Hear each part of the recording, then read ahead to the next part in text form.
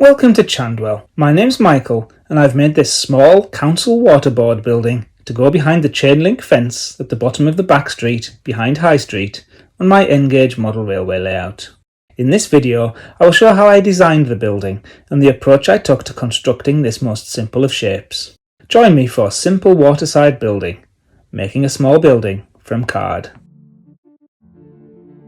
The parts are all printed to A4 sticky label and stuck to 1mm card or 0.5mm card as appropriate. An additional sheet of outer textures is printed to 110 GSM matte photo paper on the finest printer settings. We'll come back to this, but for now let's get the base made. I took photos of the real building in woods near Burley and Wharfdale in West Yorkshire. It has a 2-brick high base which protrudes ever so slightly wider than the main walls. There was a small inset for the doorway. Having decided on the dimensions of the building, I drew a shape 0.7mm wider along all edges and left a notch for the doorway. I cut the parts straight out of the card using my steel rule and a craft knife. The notch was only 0.7mm deep, so I used my scalpel here for greater control. I also used my scalpel for cutting the paper parts. I always cut in whichever way gives me the best visibility for the line I am cutting. This shape has corner notches. I cut all the lines one way, rotate 90 degrees, repeat, and so on, until the whole component is cut. The design here is simple. The card base, complete with its notch, drops into the paper component like this. I cover the base in a thin layer of PVA glue and carefully slide it into position on the cover layer. I score the overlapping parts with the back of my scalpel and fold them around the edges with a bit more PVA. I use the scalpel to cut away the excess, freehand. I'm left with a small white edge, but a dab of watercolour pencil covers this up nicely. So that's the base done. I know the outer dimensions that I want for the building. I like to make my buildings 2 layers of card deep, for strength. I know that my so-called 1mm card, once it has its sticky label covering, is about 1.2mm thick. So I draw 1.2mm wide rectangles on the inside of the base. I use 2 layers of 0.7mm rectangles for the part with the door, and it will become clear later why. This arrangement shows me exactly how the layers of card will be arranged. It shows me how they will overlap at the edges, and it gives me the exact dimensions of the inner support for the building. To calculate the height, I simply counted bricks. The real thing is 26 brick courses to the top of the doors, and then another 7 to the base of the gutter. With all of these cut out, it was time to stick them together. They will arrange something like this. The narrow ones will go straight against the base, and the wider one overhangs the base by just the right amount to cover the thickness of the card of the outer edges. I hold the first part in a right angle jig with a clamp, and then glue the base into place with PVA glue. A small right angle offcut is used to give the first join a little extra strength. With this done, I rotate it and use the jig to hold the next inner support, and then use PVA glue to glue the other end on. So we now have 2 ends on 2 supports. If the measurements and the estimates of card thickness are right, then the wider ends should line up properly. Perfect.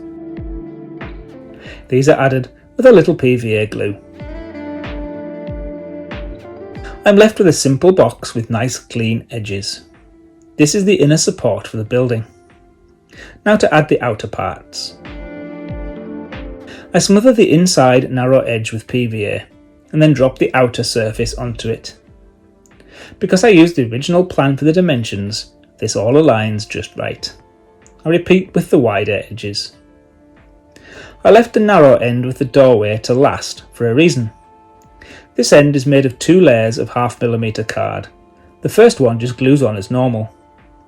But the outer one includes the recess for the doorway and needs to be wrapped in texture before being added to the building. The texture goes on top using PVA glue, and the brickwork is then scored and wrapped around. I find using the crochet hook gives a lovely crisp fold and avoids the slightly rounded folds you can get by doing it freehand. A dab with the watercolour pencil covers any white bits. I mount the door behind the brickwork and then drop this onto the building with PVA. I colour the white ends of the paper with the watercolour pencil, and repeat for the other paper pieces. I then simply mount the paper pieces to the outside of the building. The graffiti was drawn in Inkscape. The brick textures are from Scale Scenes. The grungy white weathering is from textures.com, and the breeze block windows and the black doorways are taken from a photo of the real thing that I took on a recent walk. They were straightened up in the free graphics application GIMP. Once done, the pencil covers up any remaining white patches, and then the whole thing is dropped onto the base we made earlier. Looking good. Now for the gutter. The gutter is a simple rectangle a little bit bigger than the building. I will wrap its edges with this strip of Scale Scenes pavement edging. I cut strips of that and add them with PVA, and I simply wrap them around the edges of the rectangle. Once done, it plops on top of the building like this. The roof is another rectangle of card. I glue it into the middle of a patch of Scale Scenes tarmac texture, and then cut away the corners using my scalpel. I colour in the edges with the pencil, score along the fold lines, apply PVA, fold and trim. The resulting roof can then just glue on top like this. So this is it, the simplest of buildings. It's very sturdy and really does look the part for Chandwell. To finish off, I brushed on a coat of AK Interactive matte varnish. I will add Ultra Matte once it is glued into position on the layout. Once I'd dropped it onto the layout though, I began to wonder if I had made it too large. It's a squeeze to get it into this small patch of awkwardly shaped ground. The front door is really close to the fence. The side walls are really close to the other walls. You know, I think it's too big. It needs to be 6 to 10 millimeters shorter and 4 to 6 millimeters narrower. It took 3 hours to draw this building, and those drawings can very easily be reproportioned.